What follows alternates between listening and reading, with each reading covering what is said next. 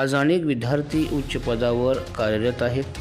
त्या आश्रमशाळा टिकाव्यात यासाठी त्यांच्या समस्या दूर करण्यासाठी महाराष्ट्र राज्य आश्रमशाळा संस्थापक संघटनेचे पदाधिकारी यांनी इतर मागास बहुजन कल्याण विभागाचे संचालक खिल्लारे यांची पुणे येथे भेट घेतली.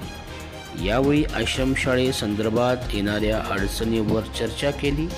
यामध्ये प्राधान्याने कर्मचारी वैयक्तिक मान्यता देणे, अनुदानात वाढ करणे, अनुदान वेळेवर मिळविणे, शासनाच्या चुकीच्या धोरणामुळे इमारत भाड्यांचा प्रश्न निकालात काढणे, आश्रमशाळेची आचारसंहितामधील त्रुटी दूर करून कर्मचाऱ्यांना संरक्षण देणे, अनेक मागण्यांचा मंत्रालय पातळीवर इतिवृत्तांत होऊनही अंमलबजावणीत येणाऱ्या अडचणी दूर करणे, विद्यार्थ्यांना पूरक शैक्षणिक साहित्यांचा पुरवठा करणे अशा अनेक मागण्यांवर पुणे येथे संचालकांची सकारात्मक चर्चा झाली. यावेळी महाराष्ट्र राज्य आश्रमशाळा संस्थापक अध्यक्ष संघटनेचे प्रदेश अध्यक्ष शशीराव चव्हाण, महाराष्ट्र प्रदेश सदस्य माणिकराव राठोड, कोल्हापूर जिल्हा अध्यक्ष बाबासाहेब सावगावे, ज्येष्ठ सामाजिक कार्यकर्ते व कुशिरे आश्रमशाळेचे अध्यक्ष